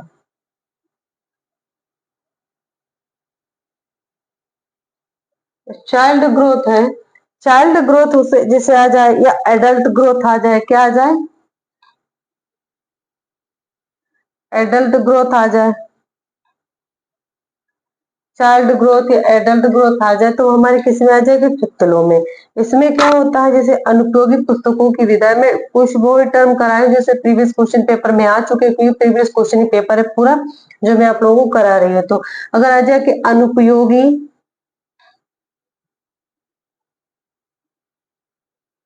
अनुपयोगी जो भी हमारे पुस्तकों की विदाई, अनुपयोगी पुस्तकों की विदाई, अनुपयोगी पुस्तकों की विदाई किसमें आती है? हमारे फिफ्थ लॉ में। किसमें आती है? हमारे फिफ्थ लॉ में। ठीक है। और उसके बाद जैसे हमारा आ जाए कि जो हमारे डॉक्टर एस आर रंगनाथन जी थे, इनके द्वारा जैसे लॉज दिए गए, कितने लोग दिए गए थे? 5 लोग दिए गए थे। इसमें देखिए अगर 5 सूत्र से रिलेटेड कुछ क्वेश्चंस बनते हैं वो भी आपको करा देते हैं। जैसे हमारा 5 लॉस ऑफ लाइब्रेरी साइंस के कुछ क्वेश्चंस बनते हैं। 5 सूत्र क्या है? 5 सूत्र। अब देखिए 5 सूत्र, जैसे पहला सूत्र, हमारा पहला सूत्र क्या था? पुस्तक उपयोगार्थ है। ठीक है। प्रत्येक पाठों को हमारे देखिए 5 सूत्र कौन कौन से थे, तो वो आप लोगों को याद है, वो मैं नहीं लिखवाऊंगी क्योंकि आप लोगों को याद है। मैं बता दूं, जिससे पहला हमारा क्या था? पुस्तक उपयोगार्थ है। दूसरा प्रत्येक पाठक को उसकी पुस्तक मिले। तीसरा क्या था? प्रत्येक पुस्तक को उसका पाठक मिले, पाठक का समय बचे। और पुस्तकालय क्या है? एक जैविक तंत्र है। ठीक है। अब देखिए जहां से क्वेश्चन बनते हैं वो मैं आपको कराती हूँ। देखिए जो क्वेश्चन पहला सूत्र था हमारा, पहला सूत्र था, जो पहला सूत्र था, पहला सूत्र किसको दिया गया था? जो डॉक्टर एस आर रंगनाथन थे। अगर पूछा जाए कि पहला सूत्र जो था डॉक्टर एस आर रंगनाथन ने दिया था, किसको दिया था? तो एडवर्ड वी रोज, अपने जो गुरु थे उनके, एडवर्ड वी रोज। किनके थे? डॉक्टर एस आर रंगनाथन के गणित के गुरु थे। ठीक है। कौन थे हमारे? Edward V Rose. Edward V Rose जो थे हमारे, किनके थे? गणित के शिक्षक थे। किसके थे? गणित के शिक्षक रंगनाथन जी के। ठीक है। शिक्षक थे गणित के रंगनाथन जी के। वो कौन थे? एडवर्ड वी रोज। ठीक है। बचपन के गुरु उन्हें समर्पित अगर पूछा जाए कि पहला law doctor S R Ranganathan ने किसको समर्पित किया था, तो वो एडवर्ड वी रोज जो उनके गणित के टीचर थे। ठीक है। अब देखिए जो 5 लॉस है इसका सूत्रपात कब किया गया? तो सूत्रपात कब किया गया? तो सूत्रपात 1924 में सूत्रपात किया गया। वही पूछा जाए कि इसका प्रतिपादन कब किया गया, तो 1928 में जो 5 लॉस है उनका प्रतिपादन किया गया। ठीक है। उसके बाद अगर पूछा जाए कि इसका प्रकाशन कब किया गया, तो प्रकाशन आपको पता है कि 1931 में इसका प्रकाशन किया गया। ठीक है। और क्वेश्चन आते हैं कि जो इसकी प्रस्तावना किसने लिखी? जो हमारा 5 लॉस ऑफ लाइफ साइंसेस की प्रस्तावना किसने लिखी? तो पी शिव स्वामी। प्रा से याद रख लेना आप लोग, प्रा प्रा, पी शिव स्वामी अय्यर। पी शिव स्वामी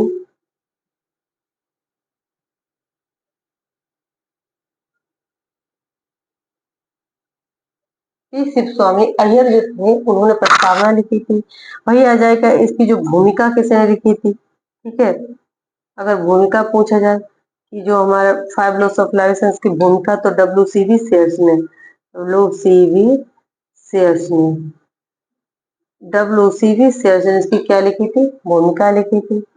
अगर पूछा जाए कि जो हमारा 5 लॉस ऑफ लाइफ साइंस है इसकी जो अड़चन किसने की थी, जिसे हमारा आलोचना करते हैं, आलोचना जब कोई हमको नया अच्छा वर्क करते हैं ना, तो आलोचक बहुत सारे हो जाते हैं, मतलब हमारी खामियां नहीं देखेंगे, बाकी उसमें जो कमियां है वो जरूर बताएंगे। ठीक है। तो वो कौन थे हमारे? तो पी ए आर्थरटन थे। जो हमारे डॉक्टर एस आर रंगनाथन ने जो 5 लॉस बनाए थे, अगर पूछा जाए कि उसमें आलोचना किसने की, तो अर्थटन ने की थी। किसने की थी? तो अर्थटन ने। इसको अड़चन मान लेना कि अड़चन, अड़चन करने के लिए अर्थटन। ठीक है। ये किसने की थी? अर्थटन ने की थी। ठीक है।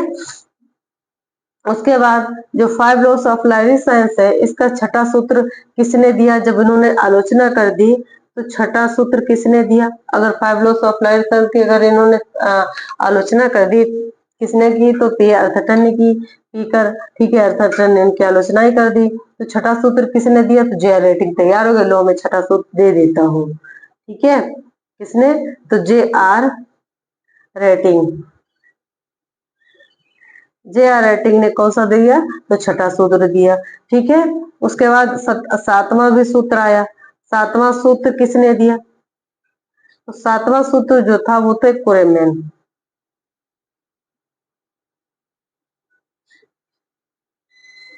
ठीक है। जो 7वां सूत्र था वो किसने दिया, कोएमे ने दिया। ठीक है। इसी तरीके से आता है हमारा 5 लॉस ऑफ लाइब्रेरी साइंस में इसका फर्स्ट एडिशन, तो 1931 में फर्स्ट एडिशन आया। ठीक है। सेकेंड एडिशन कब आया, इसका सेकेंड एडिशन कब आया, तो सेकेंड एडिशन 1957 में इसका सेकेंड एडिशन आया। किसका, 5 लॉस ऑफ लाइब्रेरी साइंस का। अगर पूछा जाए कि जिसको ऑनलाइन कब किया गया,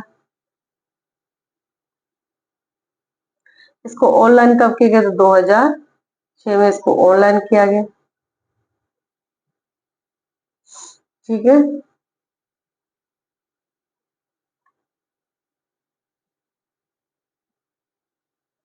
2006 में। उसके बाद ऐसे आ जाए कि जैसे जो 5 लॉस पूछा गया था, डॉक्टर एस आर रंगनाथन ने जो 5 लॉस दिया था, उसका 5 लॉस क्या था, पुस्तकालय एक जैविक तंत्र है। जो 5th लॉ है क्या हमारा, पुस्तकालय एक जैविक तंत्र है।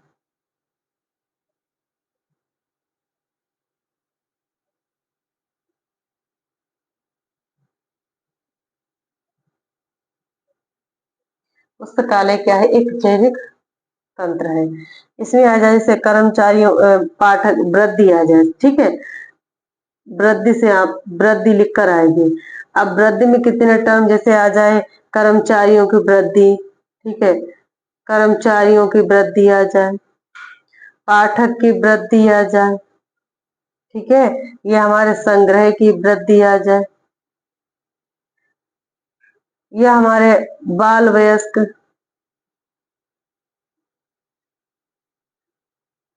ये आ जाए हमारे प्रौढ़ वयस्क। ठीक है। प्रौढ़ की वृद्धि आ जाए, पुस्तकों की छटाई, पुस्तकों की छटाई आ जाए कि ऑनलाइन कब किया गया। ठीक है। वो इसीलिए किया गया क्योंकि जो भी हमारे ग्रंथ है उनको सही से उपयोग किया जाए। सीड रोम कर्मचारियों की जो भी योग्यता उससे संबंधित नियम किसमें आता है, तो हमारे 5 लॉस ऑफ लाइब्रेरी साइंस में। सीडी रूम किसमें आता है हमारा, तो वो हमारे 5 लॉस ऑफ लाइब्रेरी साइंस का जो 5वां सूत्र है उसमें। आशा करते हैं कि मेरे द्वारा जो भी आप लोगों को इन्फॉर्मेशन दी जा रही है, आप लोग बहुत अच्छे से इसको पढ़ रहे हैं। ठीक है। जिसे मैं आपको एक बार फिर से रिवाइज करा देती हूँ। जो 5 लॉस ऑफ लाइब्रेरी साइंस है, इसका पहला जो सूत्र दिया था डॉक्टर एस आर रंगनाथन ने दिया था, उसमें देखिए, उसमें जो हमारा पहला सूत्र था जिसको पुस्तकें उपयोगार्थ है, पुस्तकें उपयोगार्थ है। देखिए पहला सूत्र हमारा क्या था, मैं सूत्र लिख देती हूँ यहाँ पर आप लोगों को याद रहे, जिससे अगर कोई न्यू, जैसे पुस्तकें उपयोगार्थ, पुस्तकें क्या है, उपयोगार्थ है। दूसरा क्या है, प्रत्येक पाठक को उसकी पुस्तक मिले, प्रत्येक पाठक को, प्रत्येक पाठक को उसकी पुस्तक मिले। ठीक है। तीसरा क्या था, प्रत्येक, अब जब प्रत्येक पाठक को मिलेगी तो प्रत्येक पुस्तक को भी उसका पाठक मिलना चाहिए, तो प्रत्येक पुस्तक को उसका पाठक मिले। ठीक है। फोर्थ में क्या है कि पुस्तक पाठक का समय बचे, क्या हो, पाठक है, पाठक का समय बचे। और फिफ्थ क्या है कि पुस्तकालय क्या है, एक जैविक तंत्र है। पुस्तकालय क्या है, एक,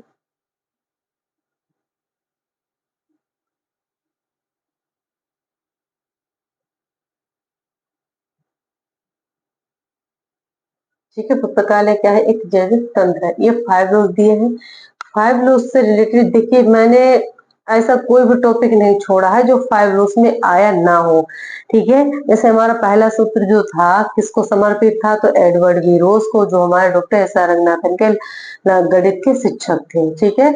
और उसके बाद जैसे एक और क्वेश्चन आता है कि जो इसके लंदन के गुरु पूछे जाए कि लंदन के गुरु कौन थे, तो WCV शेयर्स, WCV शेयर्स वो क्या थे, लंदन के गुरु, लंदन के गुरु। ठीक है। लंदन के गुरु कौन थे हमारे, WCV शेयर्स किसके थे, रंगनाथन के थे। भारत के कौन थे, एडवर्ड वी रोज थे। ठीक है। उसके बाद देखिए सूत्रपात कब किया गया, तो 1924 में, प्रतिपादन 1928 में, प्रकाशन 1931 में, प्रस्तावना किसने दी, तो पीसी स्वामी अय्यर ने, भूमिका किसने लिखी, तो डब्ल्यू शेष ने, आलोचना किसने कर दी। अब ये सब साल तैयार हो गए तो अर्थटर ने आलोचना भी कर दी, तो आलोचना कर दी तो हमारे जो जे रेटिंग थे, जो जे रेटिंग है, ठीक है, जे रेटिंग, जे रेटिंग, जे रेटिंग जो थे इन्होंने छठा सूत्र दिया था। छठा सूत्र जो दिया था जे रेटिंग ने दिया था। और उसके बाद सातवां सूत्र दिया था कुरेनियन ने दे दिया था। अब देखिए जो हमारा सूत्र थे फर्स्ट एडिशन का, सेकंड एडिशन का, जैसे फर्स्ट एडिशन हमारा 1921 में, सेकंड एडिशन 1957 में, ऑनलाइन कब किया, 2006 में किया गया। ठीक है। अब देखिए फिफ्थ लॉ से क्वेश्चन पूछा गया कि चाइल्ड ग्रोथ के लिए या एडल्ट ग्रोथ किस में आती है, तो फिफ्थ लॉ में आती है। अब देखिए वृद्धि किस किस में पूछी जा सकती है, वृद्धि कर्मचारी में, वृद्धि पाठक में, वृद्धि संग्रह में, वृद्धि बाल वयस्क में, प्रौढ़ में, वृद्धि जो पुस्तकों की छटाई में, या ऑनलाइन सीडी रोम, किस में आता है, हमारा फिफ्थ लॉ में आता है। ठीक है। तो ये हमारा क्या है, फिफ्थ लॉ कंप्लीट हो गया है। अगला question, question number 16, question number 16। Question number 16 में क्या है कि भारत के किस राज्य में 1948 में पहला सार्वजनिक पुस्तकालय अधिनियम पारित किया गया था। तो भारत के कितने राज्यों में पुस्तकालय अधिनियम पारित किया जा चुका है। ठीक है। ये अधिनियम से रिलेटेड हर एक एग्जाम में क्वेश्चन आता ही आता है। ठीक है। अब देखिए जिसे कितने राज्यों में ऐसे पूछा जा सकता है कि कितने राज्यों में, तो 19 राज्यों में। अब देखिए जो हमारा अभी तेलंगाना में हुआ था उसका भी हो नहीं पाया, लेकिन अभी पूछा जाए कि जो हमारे अधिनियम है, अधिनियम में कितने राज्यों में कर प्रदान किया जाता है, तो 5 राज्य थे। ठीक है। अगर पूछा इसमें जहां से पूछे जाते हैं उसमें क्या होते हैं कि देखिए अगर आप लोगों को ईयर याद हो जाए तो ईयर याद कर लेना, अगर याद नहीं होते तो आप लोग बस उसको सीक्वेंस याद कर लेना, उसको कुछ अपनी स्टोरी बना लेना, जिससे क्या होता है कि आप लोगों अगर राज्य याद रहेंगे तो आप राज्य के आधार पर भी उनको सही ढंग से मैनेज कर सकते हैं क्वेश्चन को। ठीक है। मैं करा देती हूँ जिसे अधिनियम, जैसे इसमें पूछा गया है कि 1948 से पहला सार्वजनिक पुस्तकालय अधिनियम पारित किया गया, कहाँ, गोवा, महाराष्ट्र में, गोवा में, या उत्तर प्रदेश में, कहा, तो मद्रास में। तो इसका राइट आंसर क्या हो जाएगा, हमारा मद्रास हो जाएगा। ठीक है। राइट आंसर क्या हो जाएगा हमारा, मद्रास। अब देखिए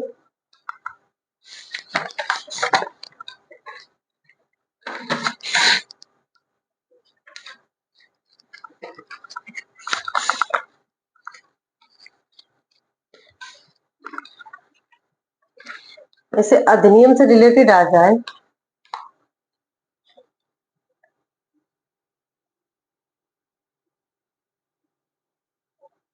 अधिनियम, अधिनियम पूछा जाए कि जो भारत में पुस्तकालय आंदोलन के जनक कौन है। ठीक है।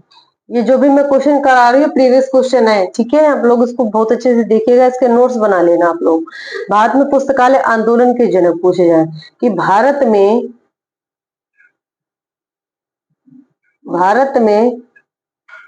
पुस्तकालय आंदोलन के जनक, भारत में पुस्तकालय आंदोलन के जनक कौन है, तो वो हमारे कौन थे, हमारे भारत में पुस्तकालय, तो वो हमारे थे सियाजी राव गायकवाड़। सर कौन थे हमारे, सियाजी राव गायकवाड़ थर्ड।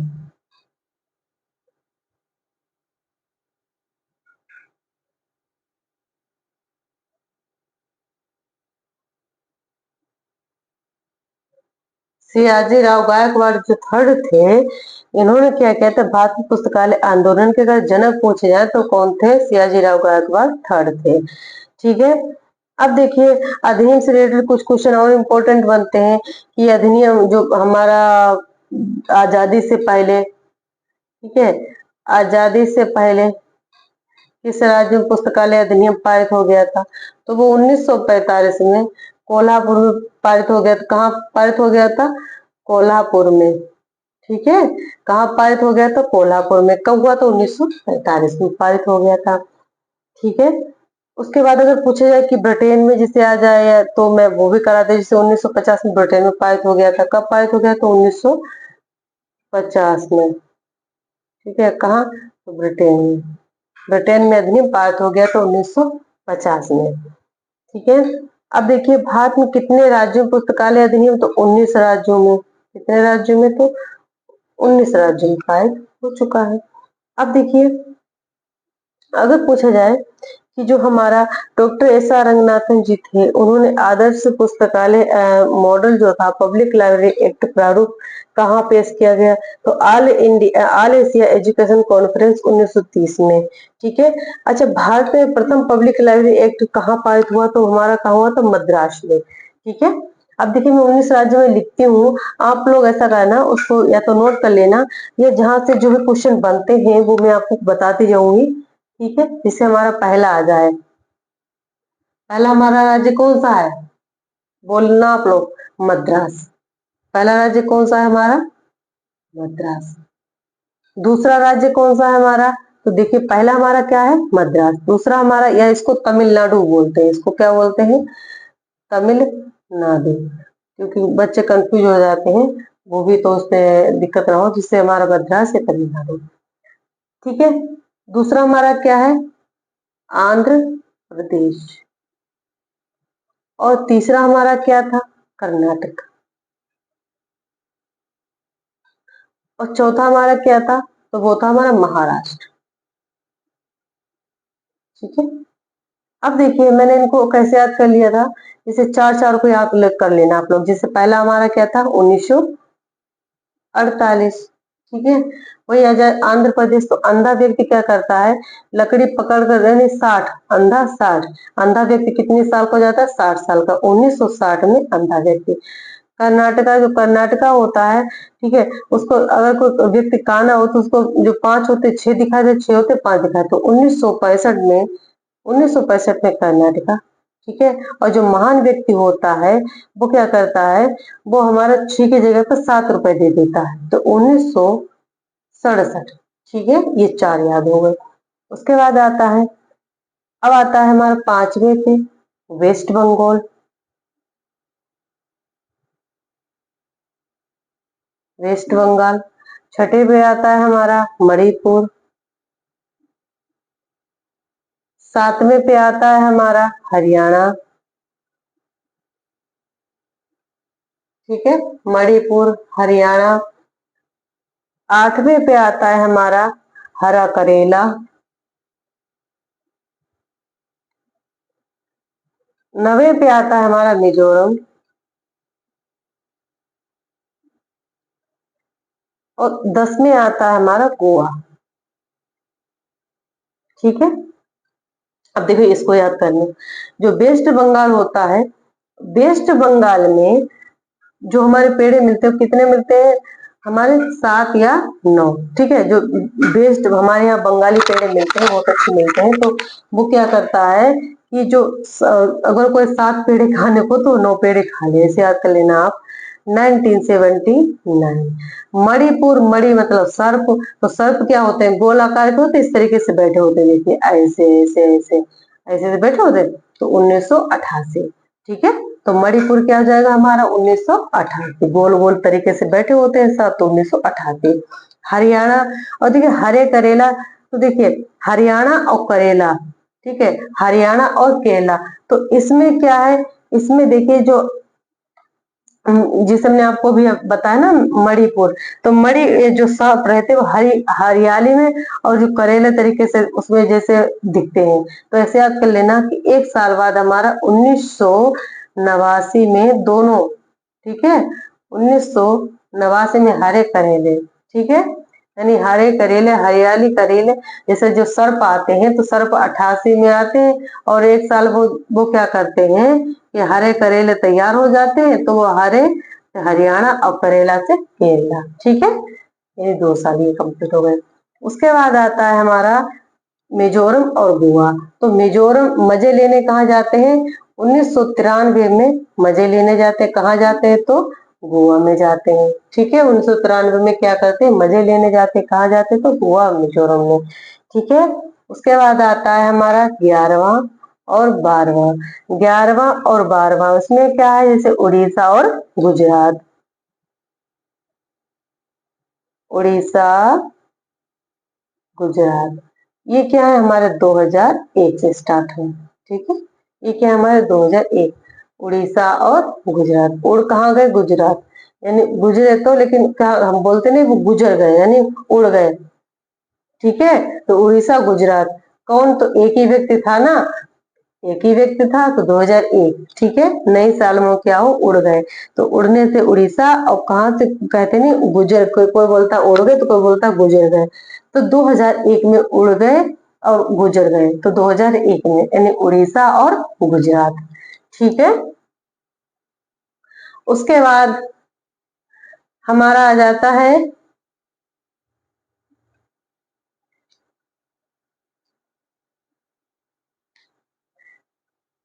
13वां और 14। ठीक है, 13वां और 14, इसमें क्या है? उत्तराखंड और राजस्थान और उत्तर प्रदेश। 15, उत्तराखंड, उत्तराखंड, राजस्थान, उत्तर प्रदेश। ठीक है, उत्तराखंड तो हमारे जैसे खंड डा डा इस तरीके से देखिए आए, तो 2005 तो उत्तराखंड। ठीक है, जबकि राजस्थान उत्तर प्रदेश 2006 में। ठीक है, राजस्थान उत्तर प्रदेश। देखिए, इन अगर पूछा जाए कि अधिनियम में किन 3 राज्यों की डेट सेम है, तो एक तो हमारा राजस्थान उत्तर प्रदेश की 2006 में हो गई, उसके बाद मिजोरम गोवा 1993, इसकी डेट सेम हो गई, और एक हमारा आता है हरा करेला, इसकी डेट, यानी 1, 2 और 3। ठीक है, 1, 2 और 3, इन सब की क्या हुई? डेट सेम हो गई। तो ऐसे आप याद कर लेना कि हरे करेला गोवा, गोवा में गए मजे लेने के लिए, उत्तर प्रदेश में राज्य किया। ठीक है, ये क्या है? ट्रिके हैं, क्योंकि ये 3 राज्य जो है जिनकी सेम डेट है। उसके बाद अब आता है हमारा लक्षद्वीप बिहार। लक्ष्य होता है सातों तरफ से हम क्या करते हैं? हम अपना लक्ष्य हासिल ही करना है। लक्षद्वीप, ठीक है, लक्षद्वीप हमारा किस पे आता था? तो लक्षद्वीप हमारा आता है 16 पर। 17 पे कौन आएगा हमारा? बिहार। उसके बाद बिहार के बाद छत्तीसगढ़,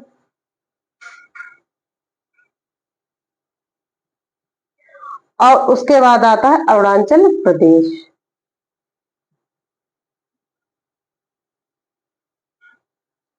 अरुणाचल प्रदेश। अब देखिए, लक्षद्वीप हम क्या करते हैं? सातों हाल में लक्षद्वीप लक्ष्य को हासिल करना है। ठीक है, बिहार 2008, छत्तीसगढ़ 2008, और उत्तर प्रदेश 2009। अब ये भी हमारे क्या हुआ? 4th में हुए। ठीक है, यानी छत्तीसगढ़ और जो बिहार और छत्तीसगढ़ 2008 में, अरुणाचल प्रदेश 2009 में। अब देखिए, इससे एक और क्वेश्चन बनता है कि कितने राज्यों में कर लगता है? तो 5 राज्यों में, 5 राज्यों में, 5 राज्यों में क्या लगता है? कर। तमिलनाडु में कितना लगता है? तमिलनाडु में लगता है हमारा, देखिए, तमिलनाडु को अगर पूछा, यानी मद्रास का हमारा कितना लग जाएगा? 10%। ठीक है, 10%। आंध्र प्रदेश में कितना लग जाएगा? तो वो हमारा लग जाएगा 8%। ठीक है, कर्नाटका में कितना लग जाएगा? तो 3%। उसके बाद हमारा आता है हरे करेला, इसमें कितना लगता है? तो इसमें हमारा जो भी कर लगता है वो भूमि कर। ठीक है, इस तरीके से हमारे कितने राज्यों में? तो 5 राज्यों में कर लगता है। इसमें तो मद्रास में 10%, आंध्र प्रदेश में 8%, कर्नाटका में 3%, वो की हरियाणा, सॉरी, हरे करेला हरियाणा और केरला में कितने लगते हैं? इसमें भी लगते हैं, जो भी हमारी भूमि से रिलेटेड जो भी कर होते हैं वो लगते हैं। ठीक है, तो आशा करते हैं कि मैंने जो भी कर से रिलेटेड जो भी आप लोगों को इन्फॉर्मेशन दी है, आप लोगों को बहुत अच्छी लगी होगी, और सेशन थोड़ा बड़ा हो जाएगा, इसलिए मैं ये यहाँ तक कंप्लीट जो भी हमारा हो चुका है करा दिया। अगला सेशन जो भी होगा हमारा क्वेश्चन नंबर 15 कंप्लीट हो चुके हैं और उसमें अब हमारा अगला जो भी टॉपिक होगा जो लाइट फाउंडेशन का उससे रिलेटेड जो भी हमारे क्वेश्चन होंगे वो मैं आपको कंप्लीट कराऊंगी। आशा करते कि आप मेरे द्वारा जो भी आप लोगों को आज इन्फॉर्मेशन दी आप लोगों को अच्छी लगी होगी। अगर अच्छी लगी तो मेरे चैनल को लाइक शेयर और सब्सक्राइब जरूर करना। और मैं आपको ऐसी इसी तरीके से जो भी हमारे क्वेश्चन बनते हैं करंट में, जो भी हमारे हर टॉपिक से क्वेश्चन बनते हैं काफी, ये तो मेरे ये पेपर अगर मैं कराना ही चाहूँ तो मैं इसको 1 घंटे में पूरा क्वेश्चन पेपर करा सकती हूँ। लेकिन आप लोगों की वजह से मैं चाहती हूँ कि आप लोगों को ज्यादा से ज्यादा उसका बेनिफिट हो हर एक क्वेश्चन का, इसलिए मैं डीप में जाकर जहां से भी क्वेश्चन बने हैं वो मैं उनको तैयार करके आपके पास लेकर आती हूँ। ठीक है, तो आप लोगों को अगर मेरा ये चैनल के द्वारा जो भी आपको इन्फॉर्मेशन दी जा रही है आप लोगों को अच्छी लगती है तो मेरे चैनल को लाइक शेयर सब्सक्राइब जरूर कीजिएगा। धन्यवाद।